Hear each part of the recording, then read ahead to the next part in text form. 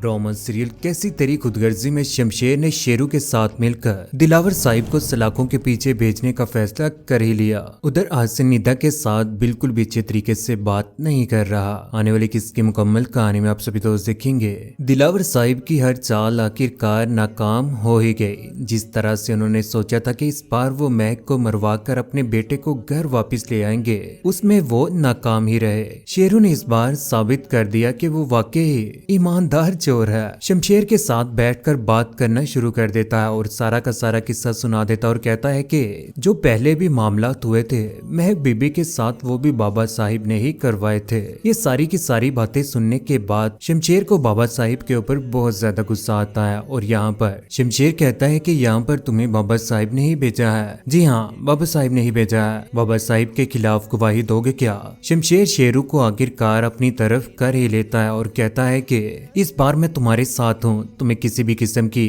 कोई भी परेशानी नहीं होगी। शेरू कहता है कि बाहर पुलिस खड़ी है और पुलिस भी बाबा साहिब के साथ मिली हुई है। ये सारी की सारी बातें सुनने के बाद महक भी परेशान हो जाती है कि इस बार वो कहाँ जाएंगे जहाँ पर जाकर उन्हें इंसाफ मिलेगा। ये सारी की सारी बातें करने के बाद शेरू कहता है कि अब मुझे यहाँ से जाना होगा। उधर दरवाजा नॉक होता है, पुलिस भागी भागी अंदर आ जाती है। चेकिंग करो, देखो शेरू कहाँ पर है। लेकिन यहाँ पर शेरू ही नहीं बल्कि शमशेर और महक भी घर से गायब हो जाते हैं। जिसके बाद पुलिस वाले सारे के सारे घर की चेकिंग करते हैं। उन्हें जब शेरू नजर नहीं आता तो वहाँ से खाली हाथ बाहर निकल आते हैं। उधर दिलावर साहिब जो के बेताब बैठे हुए हैं सुनने के लिए कि महक की मौत हो चुकी है। SHO साहिब की कॉल जाती है, कहती हैं कि शेरू भाग चुका है और फौरन से गाड़ी में बैठकर बाबा साहिब के घर में पहुंच जाते हैं। बाबा साहिब कहते हैं कि ये सब कुछ कैसे हुआ, मुझसे बहुत बड़ी गलती हो गई है, मैंने तुम पर भरोसा किया। आगे से SHO कहता है कि प्लीज मुझे एक मौका और दीजिए, अगर शेरू ना मिला मुझे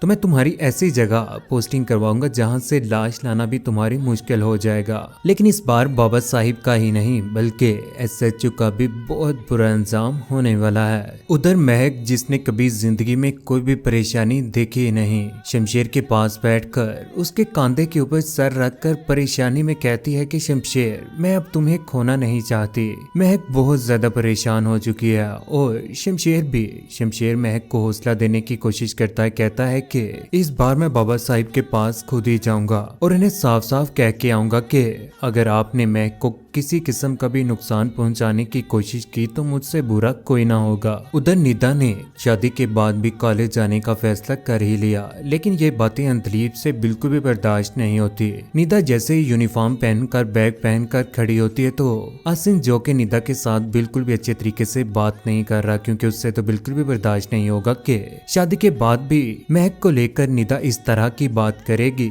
उसी वजह से वो अपने ऑफिस के लिए तैयार होता है और बाइक के ऊपर बैठकर उसके पास से खामोशी से गुजर जाता है और उससे कुछ पैसे पकड़ा देता है और कहता है कि रिक्शे के ऊपर चले जाना, मैं तुम्हें अपने साथ नहीं लेकर जाऊंगा। निदा जो कि इंतजार कर रही थी कि वो आसिन के साथ कॉलेज जाएगी, लेकिन आसिन उसे अपने साथ कॉलेज भी लेकर ना गया। उधर शमशेर गुस्से में आकर बाबा साहिब के पास पहुंच ही जाता है और जाकर साफ साफ धमकी लगा देता है। कहता है कि बाबा साहिब आप जानते हैं ना कि महक के साथ मैं कितनी मोहब्बत करता हूँ और महक के लिए मैं किसी भी हद तक जा सकता हूँ और मैं पागलपन की भी किसी हद तक भी जा सकता हूँ। आइंदा कोई भी ऐसी कोशिश मत कीजिएगा कि किसी भी तरह से आप महक को नुकसान पहुँचाएं और उसका नुकसान आपको जिंदगी भर उठाना पड़ जाए। शेरू ने मुझे सब कुछ बता दिया, लेकिन दिलावर साहिब आगे से कोई भी बात का जवाब नहीं देते, खामोश रहते हैं। आखिर जवाब देते तो किस मुंह से देते, क्योंकि जो कुछ भी किया है उन्होंने ही किया है। शमशेर ये बात कहने के बाद बाबा साहिब के पास से गुजर जाता है। बाबा साहिब जो के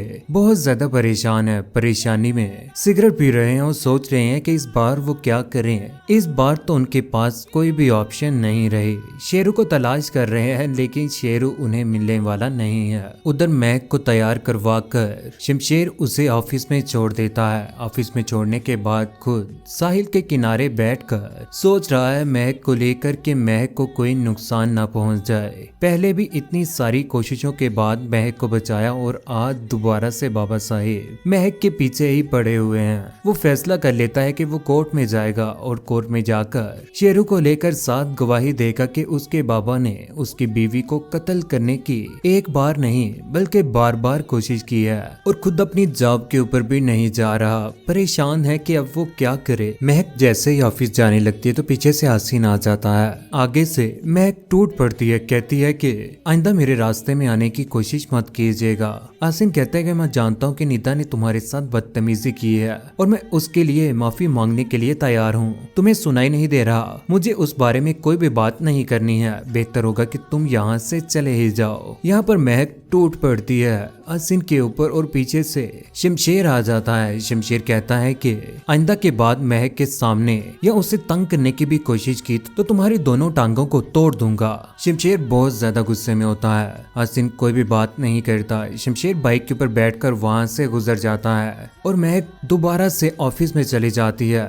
उधर शमशेर, जिसने वो पिस्टल आखिरकार शेरू को दोबारा से वापस कर दिया था और कहा था कि अपना भी ख्याल रखना और इस बार अगर कोई तुम्हारे साथ बुरा करने की कोशिश करे तो तुम उसके साथ बुरा कर देना। यानी कि बाबा साहिब को इस बार शेरू मारने की कोशिश करेगा, क्योंकि शमशेर अपने बाबा साहिब से बहुत ज्यादा तंग आ चुका है, जो उनकी खुशियों का दुश्मन बना हुआ है। शमशेर की खुशी महक है और बाबा साहिब से ये खुशी बिल्कुल भी बर्दाश्त नहीं हो पा रही। उधर जब महक की बात अकरम साहिब से यानी कि अपने बाबा से होती है तो वो हालचाल जानने की कोशिश करते हैं और पूछते हैं कि महक तुम कैसी हो। आगे से महक अच्छे तरीके से बात नहीं कर पाती क्योंकि परेशान होती है। महक, क्या तुम परेशान हो? नहीं बाबा, मैं बहुत ज्यादा खुश हूँ शमशेर के साथ और शमशेर भी अब मेरे साथ बहुत ज्यादा मोहब्बत कर रहे हैं। वो भी जॉब के ऊपर जाते हैं और मैं भी।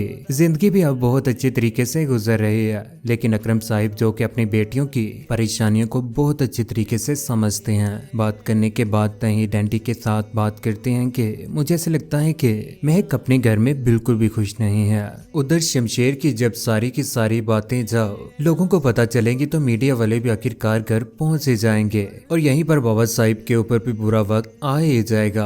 कहते हैं ना, जो दूसरों का बुरा सोचते हैं उन्हीं के साथ ही बुरा होता है। जिस तरह से बाबा साहिब ने बुरा सोचा था महक को शमशेर के साथ करने का, इस बार बाबा साहिब इस दुनिया से जाने वाले हैं। मीडिया वाले बातें कर रहे होंगे, पूछ रहे होंगे कि क्या ऐसा हुआ है जिसकी वजह से अपने ही बेटे ने बाप के ऊपर केस दायर कर दिया। दारा उनकी सारी की सारी बातों के जवाब दे रहा होगा कि यहाँ पर पता चलेगा कि बाबा साहिब इस दुनिया में रहे ही नहीं और यहाँ पर दारा की आखिरकार बाग लग ही जाएगी और सारे के सारे गुंडे भी। लेकिन बाबा साहिब इस दुनिया में नहीं रहेंगे। जिस तरह से उनके दिल में नफरत की आग जल रही थी, आज खुद ही जलकर राख हो गए। जब ये बात शमशेर और महक को पता चलेगी तो शमशेर की आंखों में एक भी आंसू नहीं आएगा, क्योंकि जिस तरह से बाबा साहिब ने बुरा किया था सभी लोगों के साथ भी, शमशेर भी सोचता है कि वाकई ठीक ही हुआ उसके बाबा के साथ। जिसके बाद महक और शमशेर एक दूसरे के साथ बहुत ज्यादा खुश रहना शुरू कर देंगे।